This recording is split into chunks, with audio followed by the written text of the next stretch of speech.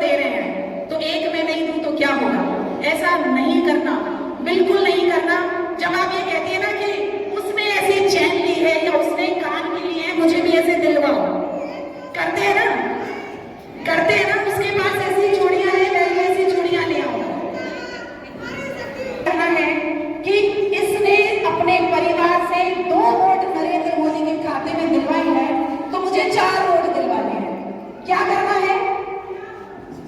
1 vote अगर कोई दिलवा रहा है ना आपके पड़ोस में से बीजेपी के लिए, तो आपको 4 वोट दिलवाने हैं, है ना। ये कॉम्पिटिशन करना है। अब देखो जमाना आ गया है कि चूड़ियों की जो होड़ है, बालियों की जो होड़ है, महिलाओं के साथ वोट डालने जरूर जाना है और भारतीय जनता पार्टी के पक्ष में आपको मतदान करना है। इसी कड़ी में मैं मंच पर आमंत्रित करना चाहूंगी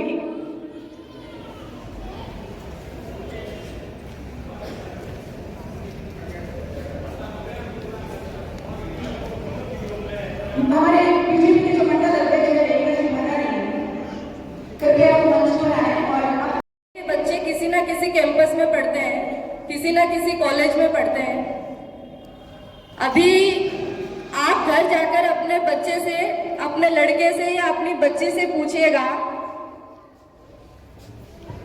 कि उनकी माँ मात्र 5,000 रुपए में अपने महीने का खर्च चलाती है, क्योंकि उसको अपने बच्चे को पढ़ाना है, पढ़ाकर उसको गवर्नमेंट जॉब दिलवानी है।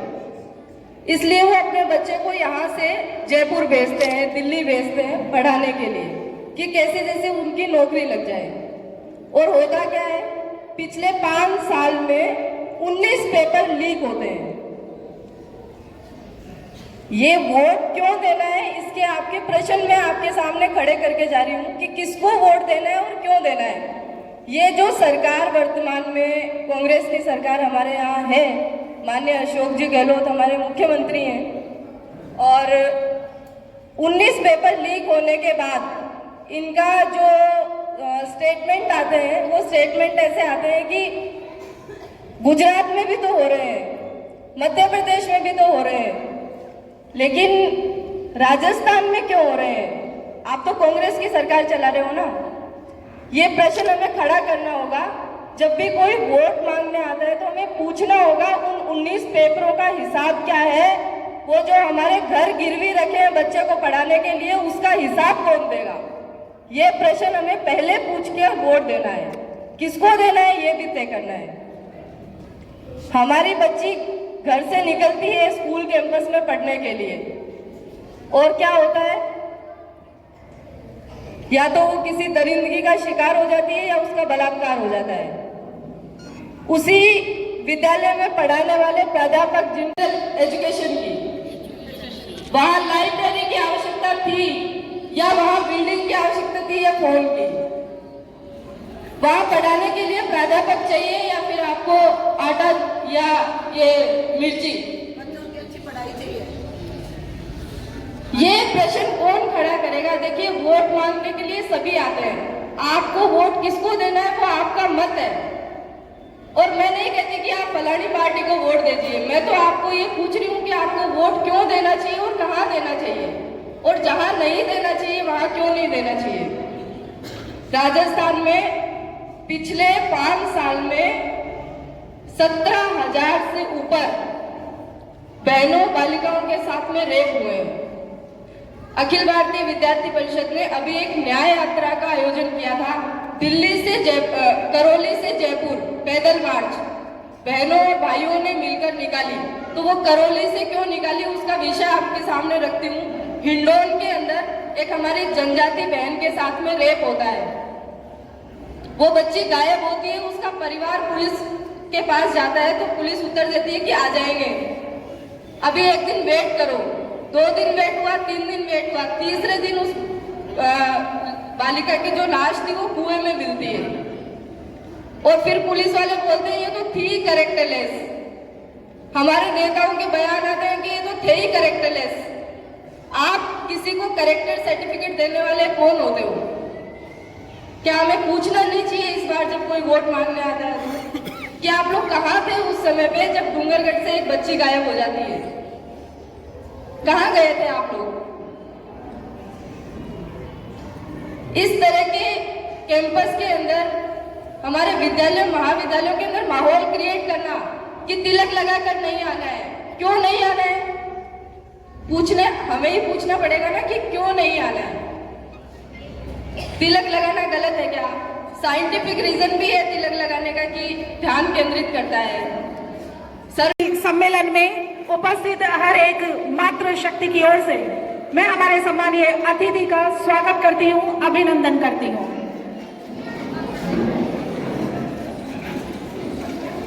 कृपया अतिथि से निवेदन है, कृपया मंच पर अपना आसन ग्रहण करें।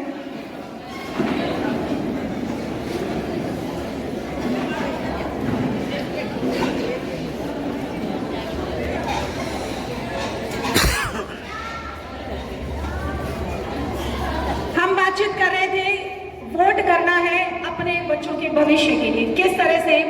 देखिए, मान लीजिए कि 25 तारीख को कोई एग्जाम है, चुनाव का एग्जाम है।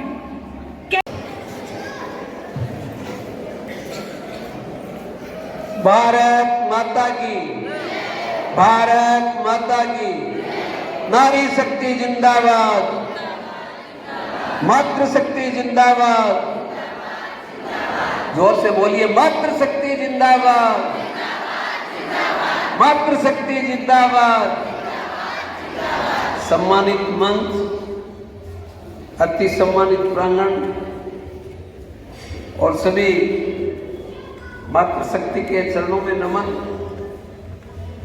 देखिए, आज कपिला बहन ने तो सब कुछ बता दिया, काफी देर से लगी हुई थी, मैं देख रहा था ऑनलाइन पे, काफी देर से कपिला बहन ने जब बता दिया तो बाकी तो कुछ रह नहीं जाता है। फिर भी क्या है कि मैं आपसे निवेदन करता हूँ कि आज जो परिस्थितियां हैं, उन परिस्थितियों के अंदर में आज का जो हमारे देश के प्रधानमंत्री है, उन जैसे लोगों को आज की राजनीति में आना अति आवश्यक है और इसी से सारी व्यवस्थाएं सुधरती है। देखिए, पीछे के जो शासन हुए उनके अंदर में कभी भी नारी शक्ति की पूजा नहीं की गई। वो ज़्यादा जानते भी नहीं थे कि तो आदरणीय नरेंद्र मोदी तो हमेशा नारी शक्ति को आगे रख करके और मातृत्व को आगे रख करके, आपने देखा होगा जब भी वो आते थे तो अपनी माँ के पास जाते थे और इस उम्र के अंदर में भी उनकी गोद में सर रख करके और माँ का आशीर्वाद लेके आते थे। तो ये जो मातृशक्ति है, ये इसमें अद्भुत शक्ति है जिसकी आप कल्पना भी नहीं कर सकते।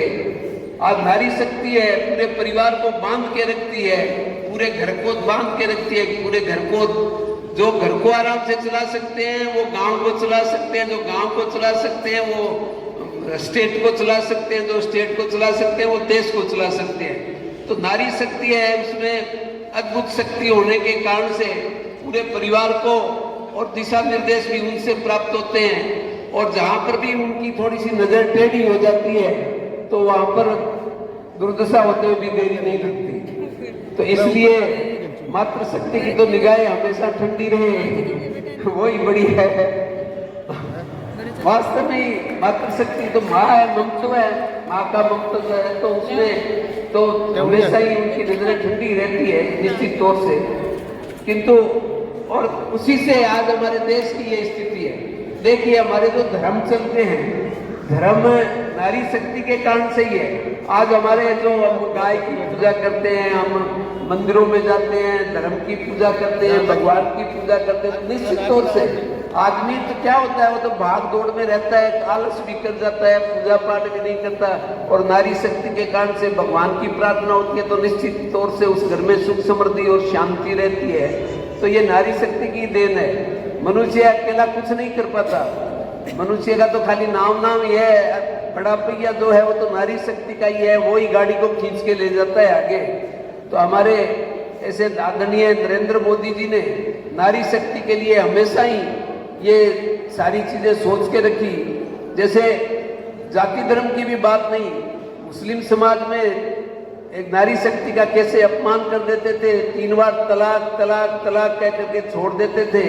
तो मोदी जी ने सोचा भी ये तो बहुत बुरी बात है, धर्म है अपना अपना ही, कोई बात नहीं है। किंतु ये तलाक तलाक तलाक से कह करके संबंध विच्छेद कर देना और उसको एक दर दर की ठोकरें खाने के लिए मजबूर कर देना उचित नहीं है, बहुत गलत बात है। इसलिए मोदी जी ने 3 तलाक कानून जो था उस तलाक का उन्होंने वो खत्म कर दिया, 3 तलाक भी। अब कोई 3 तलाक के कहने से असंबंध विच्छेद नहीं होंगे और वो चाहे शक्ति चाहेगी तो उस पर मुकदमा भी कर सकती है और उसको सही रास्ते पे ला भी सकती है, नहीं लाएंगे तो उनको जेल की हवा भी खानी पड़ सकती है।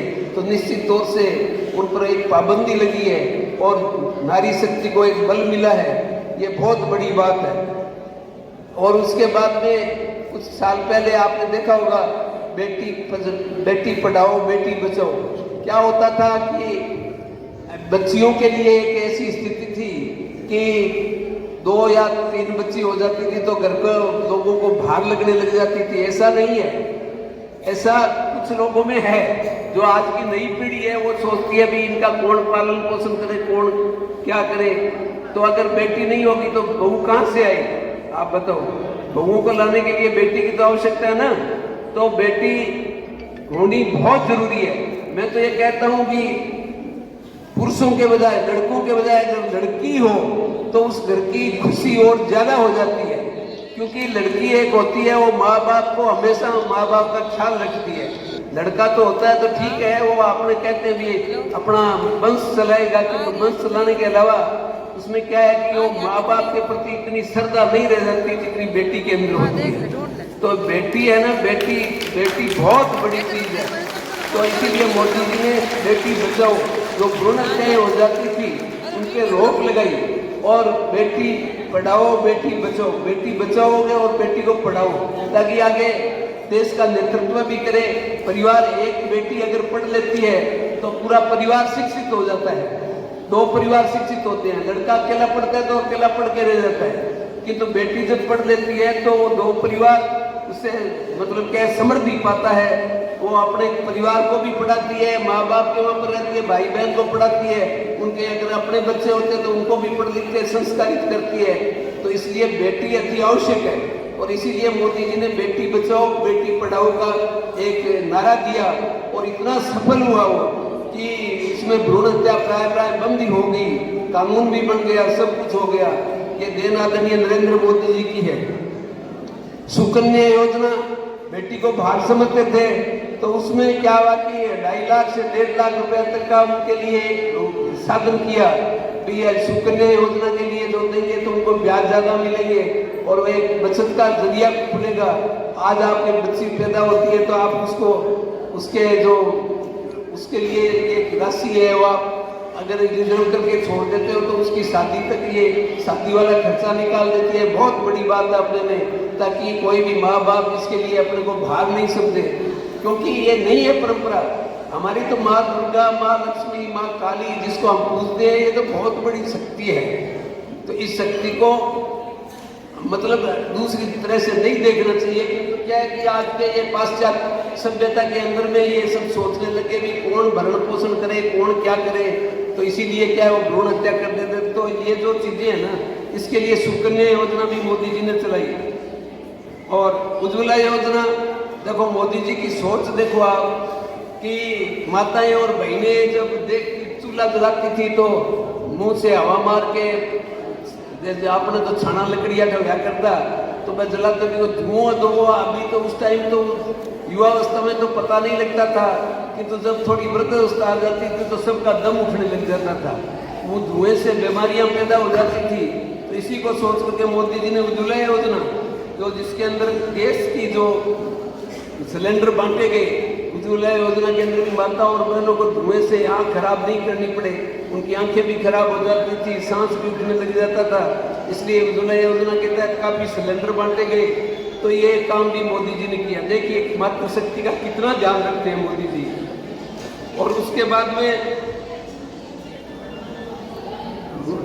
महिलाओं को आर्थिक रूप से समृद्ध बनाने के लिए सिलाई मशीन, आटा चक्की की सुविधा उपलब्ध करवाई और ऐसे बहुत से साधन उपयोग किए ताकि महिलाएं भी सुदृढ़ होकर के और कंधे से कंधा मिला करके चल सके। तो ये उन्होंने किया। महिला सम्मान योजना, महिलाओं के द्वारा जमा कराई गई धनराशि का 7.5% ब्याज दर था। मातृशक्ति समृद्ध को बनाने के लिए उसकी रेट भी बढ़ाई और मातृशक्ति के लिए ध्यान रखा गया। तो मोदी जी ने हमेशा ही, अब क्या है कि अब पिछले दिनों ही हुआ नारी शक्ति वंदन अधिनियम ये लागू किया मोदी जी ने। तो उसमें क्या है, लोकसभा में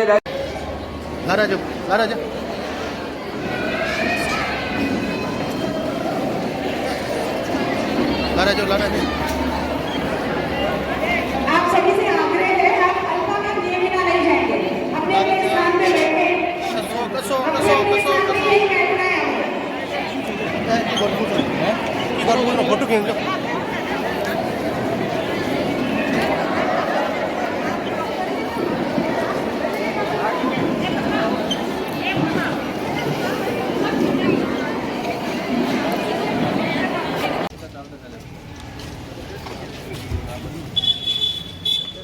बिनट जी रे